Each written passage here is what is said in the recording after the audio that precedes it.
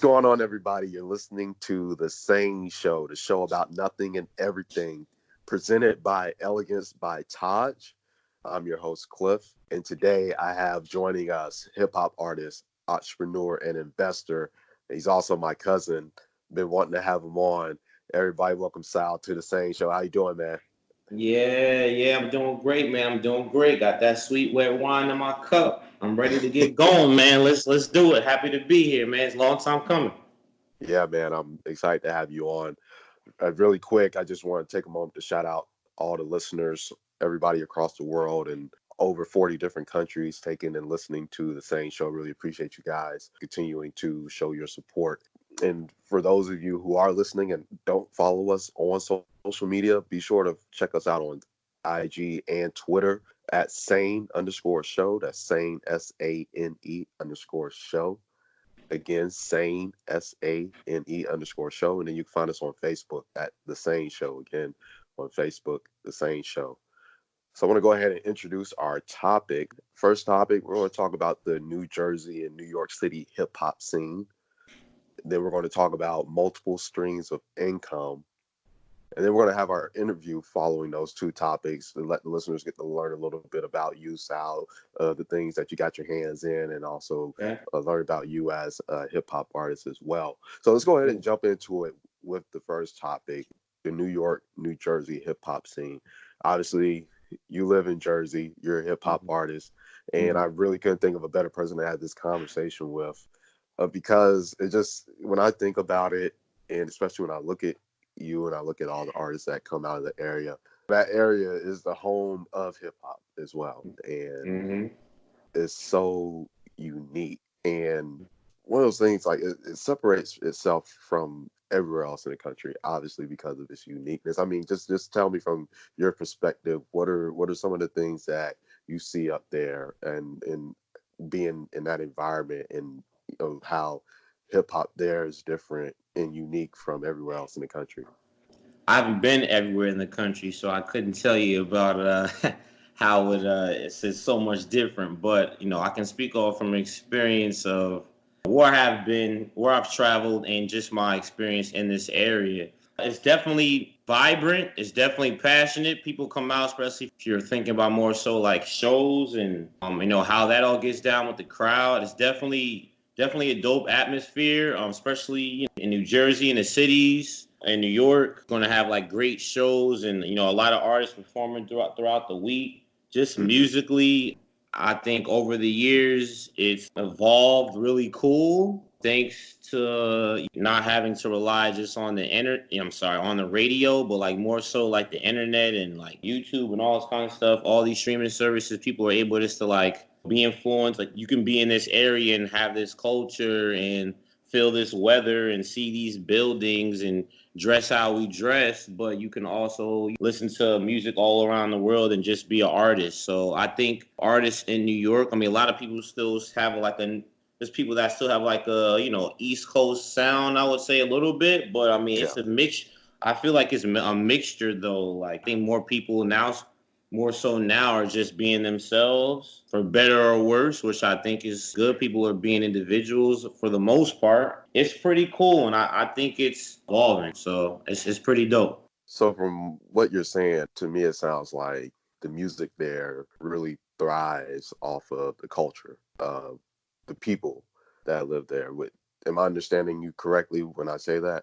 I would say that, and I probably would say anybody from Atlanta or LA or Miami, wherever, Carolina, whatever, they may or may not be influenced a lot by their environment. So I think artists over here in Jersey and New York, I don't think it's no different for sure. Okay, it's funny when you bring up a place like North Carolina. This is just me personally speaking. It seemed that North Carolina hip hop artists, at least, struggled a bit to find their sound and find whatever it is that defines them.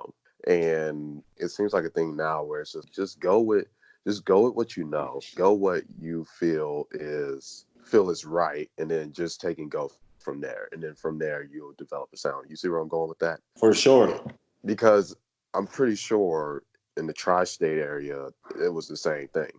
early on, there wasn't a definitive answer as to what it sounds like. But as time went on and people continue making music, it's like, okay, this is what hip hop from this part of the country sounds like, or this particular area. You see where I'm going with that? Yeah, I could say that, man, but it really depends on the artist. Fat Joe has said in the Make It Rain, why y'all so mad at the South for? Switch up your style up, switch to Southpaw, you know what I mean? Right. Jada, I was listening, and basically, people up here, it's a common theme. Trap is a common theme in hip hop, you know, and just like certain melodic rapping and stuff like that's just a common theme throughout the whole genre. So, I mean, Mm-hmm. is the sound a little bit different? I would say maybe the energy is different. Like I Mm-hmm. would say, someone with the energy on a track from here is going to be different from somebody in LA, as well as somebody in another part of the country, in Atlanta or whatever like that. You know. Mm-hmm. You know, when you travel down to Georgia and Atlanta, you see that, and you see them open roads and all that kind of stuff. You be like, all right, I understand why maybe stuff sounds the way it do. Same thing while, things may sound the way it does up here. So I think the biggest discrepancy you're going to probably see and hear and feel is just probably the energy, and then you'll get the better artists, the cream of the crop. You'll feel their individualism, and those are the ones that got the fan bases stay around for a little bit. You bring up a Too. really interesting point when you talk about the energy.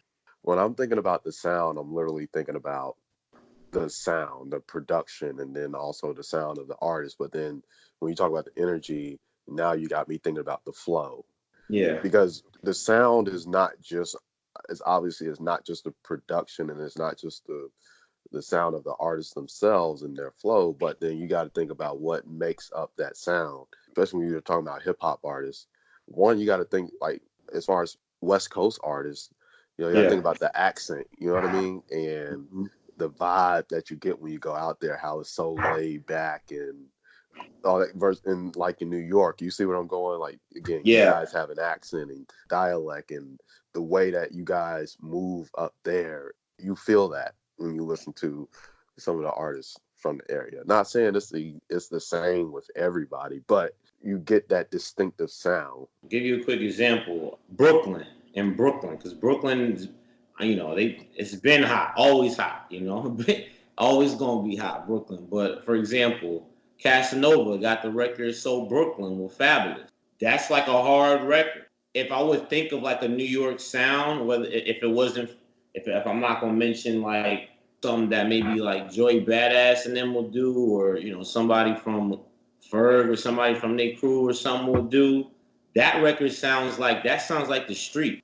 Hmm. That record, so Brooklyn, right? And then in the same borough, you'll get the dude Flip De Niro. He got the "Leave Me Alone," and it's Oh singing, yeah. and it's the same borough, dude. So it's like it depends. You know what I'm saying? Like Right. it depends on the artist and their influence and stuff. But like again, on that Flip De Niro record, he's singing, but then he's rapping. The energy is like it's a certain way at a certain Hmm. level. So I think in both those records, just to give you an example, two people from the same borough has different sounds, different way about attacking the track melodically, etc. But like the energy in both of them are like it's at a high level. One is a little more street and a little more rugged. Just to point that out there.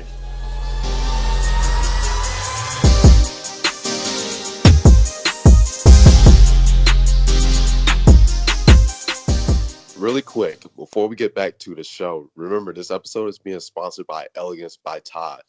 They can help you plan a number of events from weddings, baby showers, social events, corporate gatherings, and many more. I recently attended their opening event and it was a great experience. I can think of a lot of people right now who could use their services. So check out their website at elegancebytaj.com.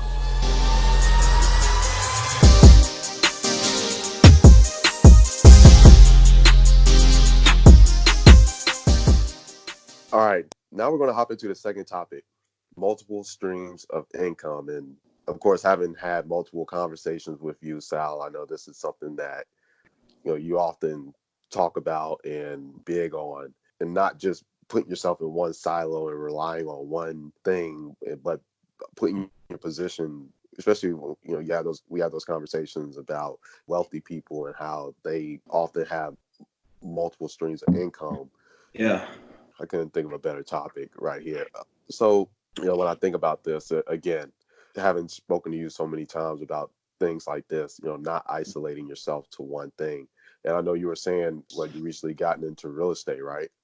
Right. Say a prayer, man. I'm trying to push a deal through right now before Christmas. Go ahead. Go ahead. That's and and also too, setting yourself up in a way where one thing supports the other. You always got to have that one thing that's like your bread and butter, right? That feeds into the other plan. And especially you being a hip hop artist, when I think about how you do things and how you move, it makes me think of people like Jay-Z and Mm. Master P being able they establish themselves as artists, and then you look at Jay-Z now, you look at him in a totally different light. Like he's bigger than just an artist. He's got to deal with the NFL now. He's got what Ace of Spades as well, Yes. and Yeah. like if you look at his portfolio, it's just impressive. He has to deal with Live Nation, with Rock Nation and all that kind of stuff, or not Rock Nation, Yeah. but Yeah. Yeah. you know, Rock Nation. Yeah. Yeah. okay, Rock. Yeah, I wasn't sure, but Yeah. it's Yeah. The Rock Nation. so when you look at all of that, you look at his portfolio, it's like it's just impressive, and it's really inspiring, not just to young entrepreneurs, but me, and I'm sure you as well. Being young Black entrepreneurs and seeing someone like that as being a model example, it does a lot, and it makes you really want to look into that, take those, and think more about it. What's your take on that? I think it's very important. I think it depends on the person and the person being able to understand why it's important and how it can not just benefit yourself, but also benefit your family, and why it's so important for not just your present, but your future. I personally got a chance to understand that and understand how it could help me. I was always big on trying to help others, and I'm like, well, I can't help anybody if I can't help myself. So one of the ways of helping myself was to, figure out different types of streams of income that can be created and things I could work on. So Hmm. it depends on the person, but a person like me that has goals and things I'm trying to do, and who I want to look in the mirror and I think about who I am and who I want to be, like I know that person needs that. So that's what I try Hmm. to work on. I think another good example, even though they're a large company, Google, right? Uh-huh. And I didn't find out till a few years ago that Google has a parent company, and basically what the founders of Google did was create the parent company, and it's called Mm. the Alphabet Company. Yeah, I never And even knew that. in that family, they created all these different companies under that Alphabet umbrella, where pretty much they had other companies that they funded, started, or started up from scratch, and they got a venture capital firm and taking and Mm. investing. You see what I mean? And just because it's like, oh no, it's not just Google. They took that money from that Google money that they made and then started up multiple businesses. So even the richest of the rich, that's how they're thinking. Like Dude, it. just Go just ahead. to chime in, keep talking, but just when you said venture capital, one day I was in Brooklyn at this pool hall right across the street from Sweet Chick Nas restaurant, random.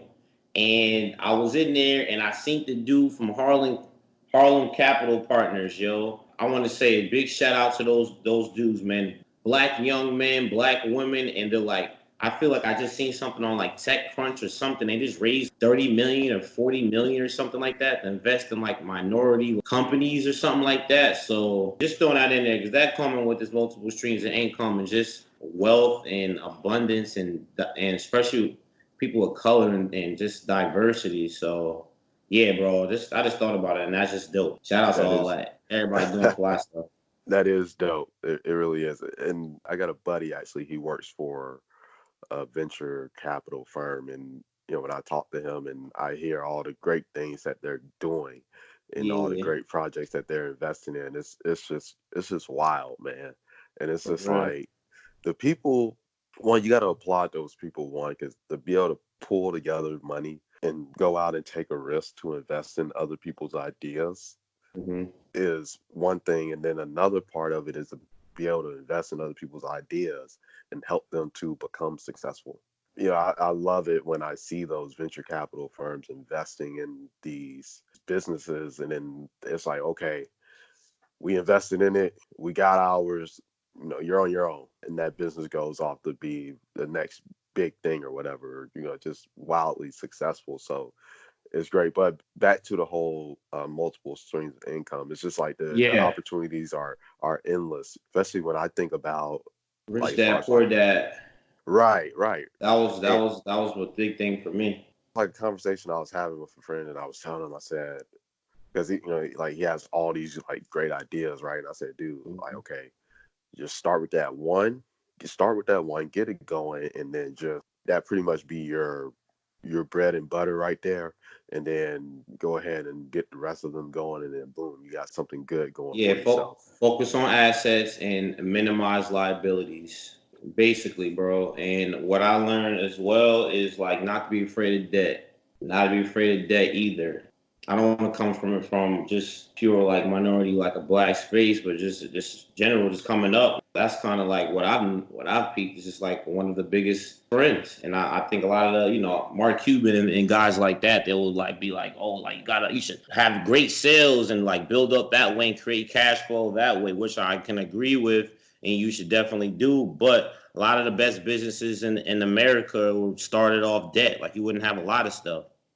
Hmm. So, I mean, utilizing debt in advantageous asset way is, I think, is dope. So, yeah, building up assets, whether it's like what you were saying, creating a brand new product, or it's just investing in assets, or building an asset with a business, because a business is an asset. You know what I mean? That creates cash flow, and just minimizing liabilities, just stupid things. Especially as you get older, you just feel like, yeah, that don't even really matter. Right, You know what I'm saying? right. But yeah.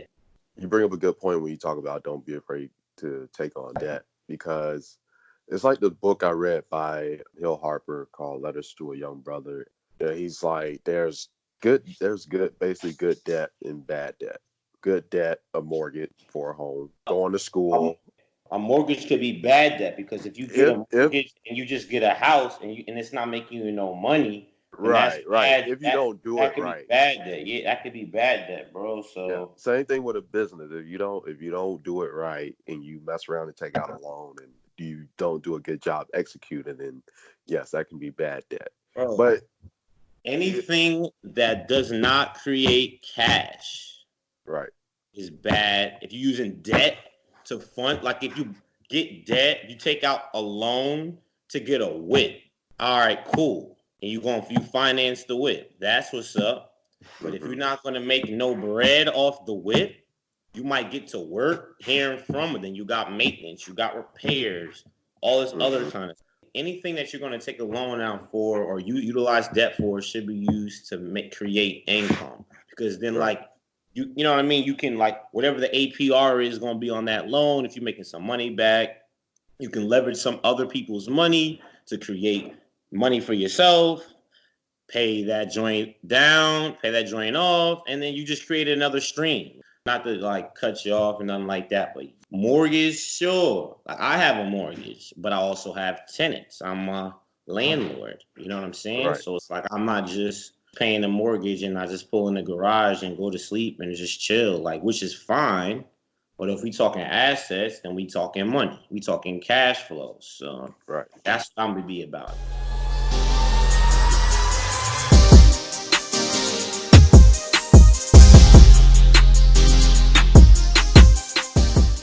Now we're going to go ahead and jump into the interview. Let the listeners get to learn a little about you and the things you got going on. So let's go ahead and jump right into it. As far as your music, you being a hip hop artist, how did you get your start in that? So I'm gonna be straight up 100. I was a college student, like officially really starting. It went like this. I was a college student. I was going to school in PA. I was back home in New Jersey taking summer courses at like a local community college. I was working. I had a girlfriend. My girlfriend dumped me. I wasn't cheating. So I have nothing to do. I have no women, nothing. Had nothing to do. I was going to school. I went to summer school. I went to work, and that was it. And I was going back to the crib. So I hit up one of my old friends when I was in high school. He was a little older than me. He used to like one day he drove me in Jersey. There was this, I think it got shot up, and they always messed up stuff. Excuse me. Some got shot up like it was like a skate. We used to call it Skate 22 back in the day. We went to a skating rink. He was playing all these beats in his car. I was like, oh, this is cool, yo. I wasn't even really rapping at that time. Like I may have played around with it at my crib, but I knew he made beats, so I linked up with him at his house, his mom's crib, and I didn't know how to use software. I didn't know how to make any beats, anything. But I just was confident. I don't know why I was so confident in feeling that I was like, I just know I can put a song together. I just know I can do that. Like I listen to hip hop every day. Like I rap it all the time. Like I was doing this since like middle school. Like, you know what I'm saying? People who know me be like, oh yeah, he's always like beatboxing. He was always rapping, like some up Jada Kiss Hoes, whatever. So I go over to my friend's crib, and I remember it was one of the samples. It was like a Beat Nuts or Big Pun or something like that track. We sampled it. And I was like, yo, sample this and do this. And he was like putting drums on it and looping it up and doing all this stuff. I'm like, okay, yeah, do this, do that. And then like after it finished, it just sounded hot. He was like, yo, we should sell it. I'm like, yeah, we should sell it. But I just felt like at the time, the game was like whack. So I was like, yo, let's just rap on it too. You know what I mean? Like, Cass wasn't even really rapping like that at the time. So I was like, yo, let's just rap on it. So he was like kind of reluctant, but he was like, all right, cool. He was just following my lead. And I was just like, yo, when I was back in middle school, one of my good friends, he always had like a notebook. He would carry it around. And I remember I would be like, yo, you rap? And be like, yeah. But he never rapped, but he always had a notebook with mad like rhymes or poetry or something. I was like, all right, let me just call him up. Yo, me and my we starting this rap group, yo. You trying to be down? Yeah, sounds good. All right, cool. So that's basically how it started. That's pretty dope story, to be honest. What were some of you guys' early successes that you had being part of that group? Damn, I remember the first time we was on stage, my uncle, your cousin or whatever, he got us a show at Brown University in like Rhode Island. I remember I was like real young. It was a while ago. I was maybe like 18, 19. And he was like, my uncle was real. He was lying. He was lying. It was like a bad boy DJ was like the DJ. I remember I was so nervous at that show, man. It was like packed. It was like I think I just went to college. I was a freshman. And it was just like it was like a Delta sorority party. It was packed. It was popping. So that's when I was on my vintage flow. Yo, I remember they called our name. We came out, and it was just like it was nuts. And I remember like everybody was just looking. And then I remember we had one track. I don't know why, man. I was like, everybody put a hand in the air for hip hop. Everybody put their hand up. I was like 18. I was like, let's go. Boom, beat drop, and it was just rocking. I remember like girls would grab my legs and stuff. It was crazy. So it was just crazy. Like everybody was just watching us. We was dancing on the stage. Like it was just cool, right? So I remember like driving back home from like Rhode Island back to Jersey, and I was like talking to the guys. I'm like, yo, like I used to play basketball real heavy. Like that was like one of my main hobbies, my main loves. Like there's like when you play basketball at college, varsity, high school level, it's like an adrenaline rush that you get. Like you black out, like you get in the zone. I stopped playing ball and I was just focusing on school. Then I did music. And the first time I felt that adrenaline rush again, like basketball, was like on the stage. Like that was crazy. And I was like, yo, we got to do this. That stuff felt crazy. That was dope. I mean, we done cool stuff. We done open up for like Slum Village at the Knitting Factory. God rest his soul. We opened up for Fight Dog from Tribe Called Quest. We met his mother. She wrote us a note at that show. She was like, yo, your group reminds me of my son's group. It was wild. It was at BB King's, and we came into the crowd, and like some lady taps my homie LG, Jarrell, and she's like, come over to him. And like Jarrell's like, come with me, Sal. And I'm like, okay. And it's just mad people packed. It's like basically this lady, and she's like, she points up, and it's like Fight Dog's mother. She's sitting in like a little, and BB King's is like, you can eat food and watch the show. You know what I mean? If you ever right. Anybody go to BB King's, you know. So she was sitting there and she's just like talking to us. I'm like, yo, this Fight Dog mom, this is crazy.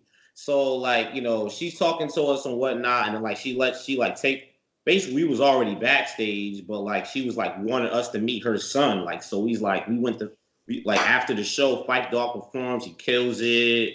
You know what I mean? And like we go backstage and we meet Fight Dog. We give him like a T-shirt that we had. Like that was really cool. So rest RP Fight Dog. That hurt when he passed. I'm a big Tribe fan. Yeah, I mean we done open up for Dave East in the city, like for when he was first starting really going on the circuit. I mean, we done this show. I remember the first time we got paid. That was crazy. I didn't even know that we was gonna get paid. I was like, what? Oh, we get paid? This is crazy. Like, it wasn't even much, but it was just like, I don't know. Like, we was on the bill. Like, we opened up for this act, Odyssey. He's like, he tours real big over internationally and stuff like that. That was when we dropped our first album. That whole summer, we was on basically on a little mini tour throughout New York. Oh yeah, then we performed Webster Hall with like Cess Crew, with Live Nation Bill and all that. They part of like Strange Music with Tech Nine and all that. So we did that at Webster Hall. That was really cool. But the one with Odyssey was like super dope. Oh dang. The Webster Hall one was the first time we came off the stage. That was the first time somebody wanted to take a picture. That was crazy. That was really crazy. It was they fans, and like they were just like, "Yo, can we take a picture with you guys?" I'm just like, "What? Yeah, like what? That's dope, like for sure." Like, so that was cool. And I'm like the first time you like somebody want to take a picture, that was really cool. And then you come outside like, "Yo, you're the group that was on stage," and people following you. You go to your car and just, "Yo, man, that was a dope show." Just like getting a lot of love and feedback and stuff. And you know, we come back in the outside off the stage like at a show, and like there was like Caucasian girl from United Kingdom, whatever, and she was like, "Yo," it was I remember Primary Fabrics. I think that was the last song we led with. We got a video for that on YouTube and whatnot. Yo, she comes up to me and she's like, "Yo, I don't know who you guys are, but I came here to see Odyssey. I was outside, but I heard that beat that was playing on the inside, and I was just like, yo, I gotta come in and see who this is." So I was just like, oh, that's crazy. Just little random stuff like that, yo, That's dope. is like a cool thing, man. You know, people buying merchandise, all that kind of stuff, man. Like, you know, headlining bills and stuff. Those are some of the highlights. Getting on like Mass Appeal, Nas's website for our video and stuff. Those are real cool things. Live magazines, little thing here and there. So those are some of the highlights I would say. I still kick myself for not when Action Bronson was gone, for not getting on the bill with him that one time. I didn't know that he was going to be fired like that, but we've done a lot of cool things. We've done a lot of cool things so far.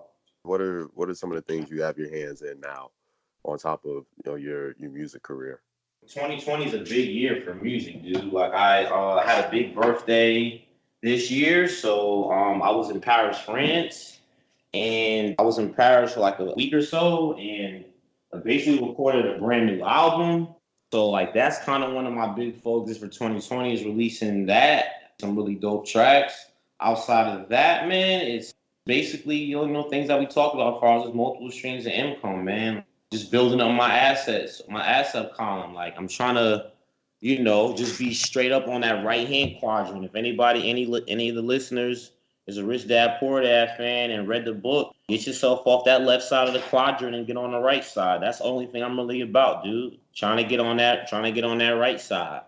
Self-employed, then you got investor and you got business. I'm trying to get on that right side of the quadrant. I got a web agency helping out, e-commerce store owners and with some web design and branding and digital marketing. I do that. Also an investor as well, as far as in real estate properties. I have, I'm a landlord, I got tenants. So I'm just, growing that, doing more real estate deals on top of that. Dabbling in these stocks and options. I'm around like all these wealthy financial advisors all the time. So I've been that's been one of my biggest journeys for 2019, just really getting into Roth IRAs and, letting that double up, triple up every day and filling up my playbook with as much plays as possible to bring in as much active and passive income. That's all I'm about for sure, man, because that's just going to just allow myself and others just to do what they love to do, whatever that is.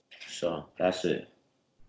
That's dope stuff. Really appreciate you, taking time out to come on the SANE Show. It's great talking to you, and I'll be we on that always same have. show, man. I'll be seeing that same, that little artwork, man. I'll be like, damn, man, what I'm gonna get me one to get on one of them joints, man. So looking forward to it, man. So everybody that listens to the same show, y'all keep tuning in, man. This dude is passionate about this podcast, and I'm happy to be a part of it.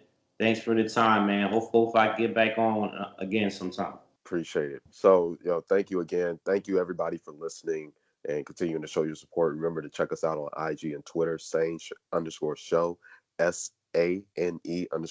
Facebook, the SANE Show. And until next time, we're out.